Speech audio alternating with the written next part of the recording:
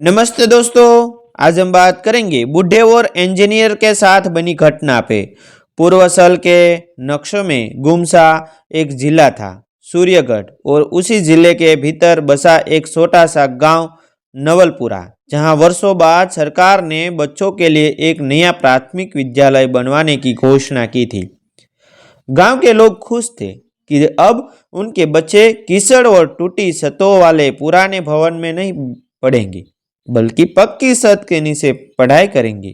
लेकिन किसी को क्या पता था कि जिस इमारत को बच्चों का भविष्य संभालना था, वही इमारत मौत का इंतजाम बन रही थी। दोपहर की तपती धूप में मजदूर ईंटें ढो रहे थे। कोई गिट्टी उठा रहा था, कोई पानी की बाल्टी ला रहा था, और वही एक प्लास्टिक की कुर्सी पर पांव फसल कर बैठा था साइट इंजीनियर कुंदन वर्मा, जिसकी आंखों में काम की चिंता नहीं बल्कि मोबाइल स्क्रीन की चमक थी। मुंह में पानी दबाए वह ठेठक से फोन पर हंस हंस कर बात कर रहा था कि आज फिर सीमेंट कम डलवाया है, खर्चा आधा हो गया जाएगा। तभी उसी भीड़ में एक बूढ़ा मजदूर धीरे धीरे चलाता हुआ आया, सिर पर पुराना गमछा, बदन पर मटमेली कमीज, लेकिन उसकी साल में अजीब सी ठहराव था। वह सीधे सीमेंट धोलने वाली जगह पहुंचा, हाथ से थोड़ा सा मसाला उठाया, उंगलियों में मसल कर देखा और धीमी आवाज में बोला कि इसमें सीमेंट कम है, रेत और डस्ट ज्यादा है। वह सुनते ही कुंदन वर्मा की हंसी गायब हो गई और उसकी आंखों में गुस्सा उतर आया। उसने कुर्सी से उठते हुए कहा, अबे बुढ़े, तुझे किसने बोला जांच करने को? तू मजदूरी करने आया है, यहाँ सीबीआई बनने? बुढ़े ने झुकी आवाज में कहा कि बेटा, ये स्कूल मासूम बच्चों के लिए बन रहा है। अगर छत कमजोर हुई और कल को गिर गया तो कितनी जिंदगियां चली जाएगी। लेकिन कुंदन वर्मा के दिल में इंसानियत के लिए कोई जगह नहीं थी। वह सिलाया, सरकारी काम है, जैसा चल रहा है चलने दे, ज्यादा मुंह खोला तो दिहाड़ी काट दूंगा। आसपास खड़े मजदूर डर से सूख थे, क्योंकि अब जानते थे कि आवाज उठाने वाला सबसे पहले बाहर फेंका जाता है। बूढ़े ने फिर हाथ जोड़कर कहा, भगवान से डर बेटा, बेईमानी की कमाई कभी सैन नहीं देती। ये बात सुनते ही कुंदन वर्मा का खून खोल उठा। वह आगे बढ़ा, बूढ़े का कॉलर पकड़ा और जोर से धक्का देते हुए बोला, तू मुझे नैतिकता सिखाएगा? निकल जा यहाँ से, वरना अभी मीटिंग में मिला दूंगा। धक्का लगते ही बूढ़ा जमीन पर गिर पड़ा। मजदूरों की सांस थम गई। किसी ने पानी तक नहीं पूछा, क्योंकि डर सबके दिल में बैठा था। बूढ़ा धीरे धीरे उठा, कपड़े झाड़े, और जैसे ही उसने सीधा खड़ा होकर नजर उठाई, उसकी आंखों में अब मजबूरी नहीं बल्कि आदेश देने वाला तेज था। ठीक उसी पल गांव की सड़क पर सायरन गूंजा। धूल उठती हुई 3 सरकारी गाड़ियां अंदर आई, एक पुलिस जीप, एक तहसीलदार की गाड़ी और एक काले रंग की इनोवा। कुंदन वर्मा का चेहरा जैसे उतर गया, जैसे किसी ने उसकी आत्मा खींच ली हो। गाड़ी से उतरते ही एसडीएम राकेश त्रिपाठी दौड़ते हुए उस बुढ़े के सामने आए और झुककर बोले, नमस्ते सर। मजदूरों की आंखें फट रही थी। यह वही बुढ़ा जिसे अभी धक्का दिया गया था। वह सीधा खड़ा रहा और बोला, राकेश, यही है वह स्कूल जिसकी शिकायत आई थी। यह सुनते ही कुंदन वर्मा के पैरों के नीचे से जमीन खिसक गई। उसे समझ में नहीं आ रहा था कि जिसे वह बूढ़ा समझ रहा था, वह असल में जिले का नया कलेक्टर अमिताभ शेखर था, जिसने बिना किसी पहचान के गांव गांव घूमकर सरकारी कामों की हकीकत देखने की कसम खा रखी थी। अमिताभ शेखर ने चारों तरफ नजर दौड़ाई। अधूरी छत, घटिया साड़ियाँ और गीली दीवारों को देखकर उन्होंने सख्त आवाज में कहा, यही है बच्चों का भविष्य? और फिर अचानक कुंदन वर्मा की तरफ मुड़कर बोले, तुम्हें शर्म नहीं आई रेत और डस्ट मिलाकर स्कूल बनाने में? कुंदन हकलान लगा, सर वो बजट कम था, लेकिन अमिताभ शेखर ने बात काट दी। बजट कम नहीं, नियति गंदी थी। और उसी वक्त पुलिस इंस्पेक्टर को आदेश दिया कि इस साइट को सील करो, सैंपल उठाओ और इंजीनियर को हिरासत में लो। हाथकड़ी की आवाज़ सुनते ही कुंदन वर्मा की अकड़ टूट गई। उसके चेहरे पर वही डर था जो थोड़ी देर पहले मजदूरों के चेहरे पर था। गांव वाले जो तमाशा समझकर आ गए थे, अब सच्चाई देख रहे थे कि सत्ता जब ईमानदारी के हाथ में हो तो झूठ ज़्यादा देर टिक नहीं पाता। लेकिन कहानी यही खत्म नहीं हुई, क्योंकि जैसे ही कुंदन वर्मा को गाड़ी में बिठाया गया, उसने जाते जाते धीमी आवाज़ में कहा, साहब मैं अकेला नहीं हूँ।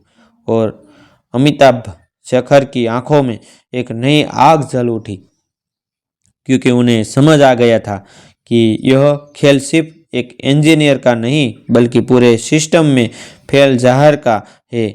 और इसी जहर को साफ करने के लिए उन्होंने भेष बदला था, मगर उन्हें अंदाज़ा नहीं था कि यह लड़ाई सिर्फ भ्रष्टाचार से नहीं बल्कि उन ताकतों से होगी जो सत्ता को खरीदना जानती है। और इसी मोड़ पर कहानी एक नई तूफान की तरफ बढ़ने लगी। कुंदन वर्मा की गिरफ्तारी के बाद पूरे नवलपुरा गांव में हलचल मच गई थी। लोग अपने अपने घरों में से निकलकर स्कूल की अधूरी इमारत के पास जमा हो गए थे। कोई कह रहा था कि आज पहली बार किसी बड़े अफसर ने सच में गांव का दर्द देखा है, तो कोई डर रहा था कि कहीं यह मामला दबा न दिया जाए। मगर जिला अधिकारी अमिताभ शेखर की आंखों में उस दिन एक अलग की दृढ़ता थी। उन्होंने एसडीएम राकेश त्रिपाठी से कहा कि सिर्फ इस इंजीनियर को पकड़ लेने से काम पूरा नहीं होगा, यह जहर ऊपर तक फैला है। उसी शाम उन्होंने जिला कार्यालय में आपात बैठक बुलाई, जिसमें निर्माण विभाग, शिक्षा विभाग और ठेकेदारों से जुड़े सारे रिकॉर्ड मंगवा लिए। फाइलें खोली तो परत दर परत सच्चाई बाहर आने लगी। पता चला कि सिर्फ नवलपुरा नहीं बल्कि आसपास के 7 गांवों में बने स्कूलों में भी वही घटिया सामग्री इस्तेमाल हुई थी। हर जगह एक ही ठेकेदार, एक ही सप्लायर और एक ही इंजीनियर का नाम दर्ज था। यानी भ्रष्टाचार की यह दीवार अकेले ही बल्कि पूरी इमारत बन चुकी थी। अगले ही दिन अमिताभ शेखर ने बिना मीडिया को बताए खुद फिर से निरीक्षण किया। इस बार वह भेष में नहीं थे। कलेक्टर की गाड़ी, पुलिस का काफिला और कैमरों की नज़रों में वे गांव पहुंचे। बच्चों को टूटी दीवारों के नीचे बैठकर पढ़ाते देखा तो उनका चेहरा सख्त हो गया। उन्होंने तुरंत आदेश दिया कि सभी निर्माणाधीन स्कूलों की छत की जांच होगी और जब तक रिपोर्ट नहीं आएगी किसी भी इमारत में बच्चों को नहीं बैठाया जाएगा। इसी बीच कुंदन वर्मा से पूछताछ शुरू हुई। पहले तो वह खुद को निर्दोष बताता रहा, लेकिन जब तकनीक की रिपोर्ट सामने आई और बैंक खातों का बोरा खुला तो उसकी आवाज़ कांपने लगी। उसने स्वीकार किया कि ठेकेदार महेश लोधी और सप्लायर सुरेश अग्रवाल के साथ मिलकर वह सरकारी पैसों की लूट कर रहा था। हर स्कूल की दीवारों में सीमेंट की जगह रेत मिलाई जाती थी और बच्चा पैसा तीनों में बांट लिया जाता था। यह नाम सामने आते ही मामला और गंभीर हो गया, क्योंकि महेश लोधी जिले का बड़ा ठेकेदार था और कई नेताओं से उसके रिश्ते थे। फोन आने लगे, सिफारिशें होने लगी। कुछ लोगों ने अमिताभ शेखर को समझाने की कोशिश की कि सर, यह बहुत बड़ा आदमी है, मामला संभाला लीजिए। मगर अमिताभ शेखर ने साफ कह दिया, जो बच्चों की जान से खेलेगा वह कितना भी बड़ा क्यों ना हो, कानून से बड़ा नहीं हो सकता। और उसी रात महेश लोधी और सुरेश अग्रवाल दोनों को गिरफ्तार कर लिया गया। सुबह अखबारों में खबर छपी कि स्कूल निर्माण घोटाला उजागर, 3 आरोपी गिरफ्तार। गांव के लोग पहली बार महसूस कर रहे थे कि न्याय सिर्फ किताबों में नहीं होता वह जमीन पर भी उतर सकता है। इसके बाद सबसे बड़ा फैसला आया।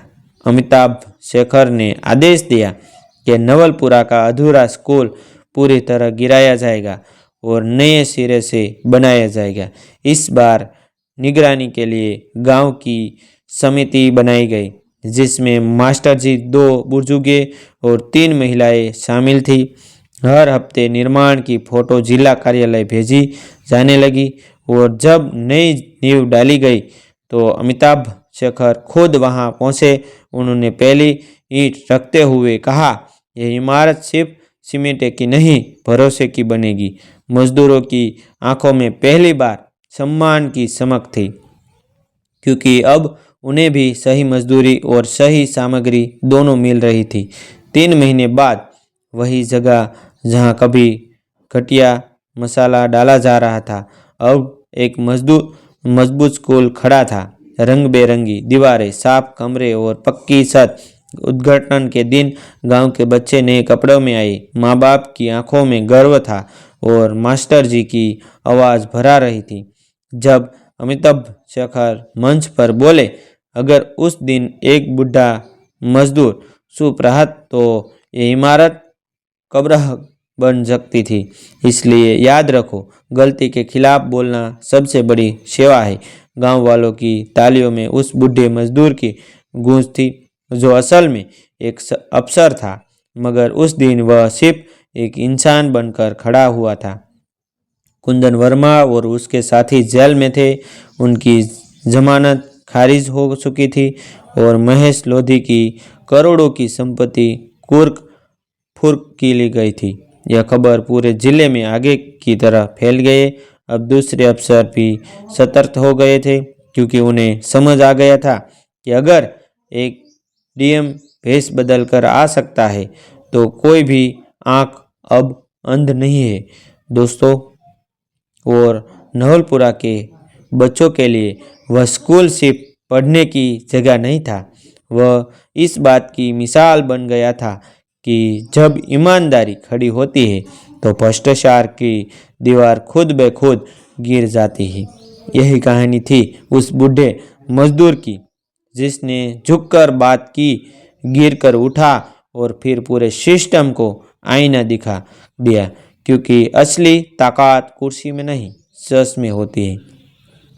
जिसमें यह कहानी पूरी तरह से काल्पनिक है। इसमें प्रयुक्त सभी पात्रों, स्थानों और घटनाओं का वास्तविक जीवन से कोई सीधा संबंध नहीं है। कहानी का उद्देश्य केवल मनोरंजन करना और समाज में फैले भ्रष्टाचार के प्रति जागरूकता फैलाना है। किसी व्यक्ति, अधिकारी, विभाग या संस्था की छवि को ठेस पहुंचाना लेखक का उद्देश्य नहीं है। यदि किसी नाम या घटना से कोई समानता प्रतीत होती है तो वह केवल संयोग मात्र है। थैंक यू दोस्तों, मिलते हैं फिर एक न्यू वीडियो के साथ, एक न्यू स्टोरी के साथ।